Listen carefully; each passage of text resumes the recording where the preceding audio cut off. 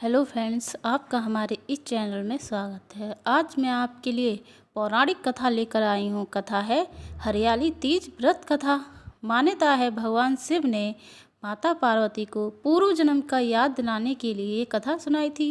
कुछ इस प्रकार है। भगवान शिव माता पार्वती से कहते हैं कि हे पार्वती, तुमने मुझे वर के रूप में पाने के लिए घोर तपस्या की थी। तुमने अन्न जल त्याग कर सूखे पत्ते खाए। सर्दी में तुमने लगातार पानी में रहकर तपस्या की। वैशाख की गर्मी में पंचांगी और सूर्य के ताप से खुद को तपाया। सावन की मसूलहाधार बारिश में तुमने बिना अन्न जल के खुले आसमान के नीचे मेरी तपस्या की। तुम्हारे इस घोर कष्ट वाली तपस्या से तुम्हारे पिता गिरिराज काफी दुखी थे और बेहद नाराज भी थे। इतनी घोर तपस्या और तुम्हारे पिता की नाराजगी को देखकर एक दिन नारद जी तुम्हारे घर आए।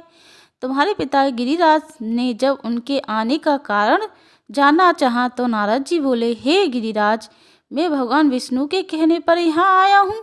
आपकी पुत्री की घोर तपस्या से खुश होकर भगवान विष्णु ने उनके विवाह के लिए इच्छा है। इस बारे में मैं आपकी सहमति चाहता हूँ। नारद मुनि की बात सुनकर तुम्हारे पिता अत्यंत खुश होकर बोले, श्रीमान, अगर स्वयंवर विष्णु भगवान मेरी पुत्री से विवाह करना चाहते हैं तो मुझे कोई आपत्ति नहीं है। भगवान विष्णु को साक्षात ब्रह्म का रूप है।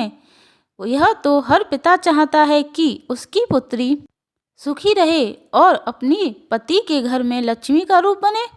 तुम्हारे पिता द्वारा स्वीकृति पाकर नारद जी विष्णु भगवान के पास पहुँचे और उन्हें विवाह तय होने के बारे में समाचार दिया।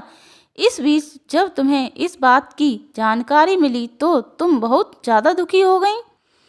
तुम्हें दुखी देखकर तुम्हारी सहेलियों ने तुमसे दुख का कारण पूछा। तब तुमने कहा मैं सच्चे मन से भगवान शिव को ही अपना पति मान चुकी हूँ, लेकिन मेरे पिताजी ने विष्णु जी के साथ मेरा विवाह तय कर दिया है। मैं इतनी धर्म संकट में हूँ कि मेरे पास जान देने के अलावा और दूसरा उपाय नहीं है। तुम्हारी सहेली ने तुम्हें हिम्मत देते हुए कहा कि संकट के समय धैर्य रखने की आवश्यकता होती है। तुम मेरे साथ घने जंगल में चलो, यहाँ साधना भी की जाती हैं। वहाँ पर तुम्हें तुम्हारे पिता नहीं ढूंढ पाएंगे। मुझे पूरा भरोसा है कि भगवान तुम्हारी मदद अवश्य करेंगे। तुमने अपनी सहेली की बात सुनकर यही किया। तुम्हारे घर से यूं चले जाने पर तुम्हारे पिता बहुत दुखी और चिंतित हुए। वो उस दौरान ये सोचने लगे कि मैंने अपनी पुत्री का विवाह विष्णु जी के से तय कर दिया है। अगर भगवान विष्णु बारात लेकर आए और पुत्री यहाँ नहीं मिली तो बहुत अपमान सहना पड़ेगा। तुम्हारे पिता ने तुम्हें चारों ओर खोजना शुरू कर दिया। उधर तुम नदी किनारे एक गुफा में पूरे मन से मेरी आराधना में डूब गई। फिर तुमने रेत से एक शिवलिंग बनाई। रात भर तुमने मेरी स्तुति भजन जागरण किया। तुमने बिना अन्न जल ग्रहण किए मेरी साधना की। तुम्हारी इस कठोर तपस्या से मेरा आसन हिल गया और मैं तुम्हारे पास पहुंचा। मैंने तुम्हें तुम्हारी इच्छा का कोई वर मांगने को कहा। तुमने तब मुझे अपने सामने पाकर कहा कि मैं आपको सच्चे मन से अपना पति मान चुकी हूँ। अगर आप सच में मेरी इस तपस्या से खुश होकर मेरे सामने आए हैं तो मुझे अपनी पत्नी के रूप में स्वीकार करें। मैं तुम्हारी बात सुनकर तथास्तु कहकर कैलाश की ओर चला गया। तुमने प्रातः होते ही पूजा की सारी सामग्री नदी में प्रभावित करके अपनी सखी के साथ व्रत का वर्ण किया। उसी वक्त तुम्हारे पिता गिरिराज तुम्हें ढूंढते हुए वहां पहुंचे। तुम्हारी हालत देखकर तुम्हारे पिता दुखी होकर तुम्हारे इस कठिन तपस्या का कारण पूछे। तुमने अपने पिता को समझाते हुए कहा, पिताजी, मैंने जीवन में ज़्यादातर समय कठिन तपस्या करके बिताया है। मेरी इस कठोर तपस्या का केवल एक ही उद्देश्य था, शिव जी को पति के रूप में प्राप्त कर सकूं। मैं आज अपनी तपस्या में परीक्षा में खरी उतरी हूँ।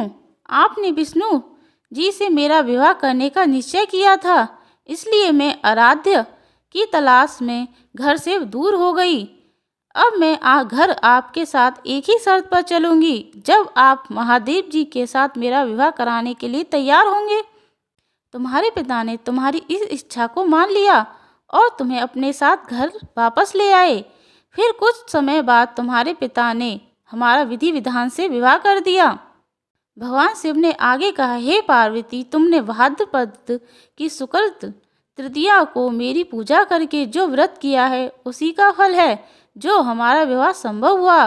इस व्रत का यह महत्व है कि जो भी अविवाहित कन्या इस व्रत को करेगी तो उसे गुणी, विद्वान, धनवान वर पाने का सौभाग्य मिलता है। वहीं विवाहित स्त्री जब इस व्रत को पूरी विधि विधान से करती हैं तो वह सौभाग्यवती होती हैं और पुत्र व धन के सुख प्राप्त होता है। ओम नमः शिवाय। इस कहानी से हमें यह सीख मिलती है कि अगर सच्चे मन से, मेहनत से किसी भी चीज़ की इच्छा की जाए तो इच्छा जरूर पूरी होती है। आपको हमारी कहानी कैसी लगी कमेंट करके बताएं और ऐसी ही अलौकिक कहानी सुनने के लिए मेरे चैनल को सब्सक्राइब करें। Thank you.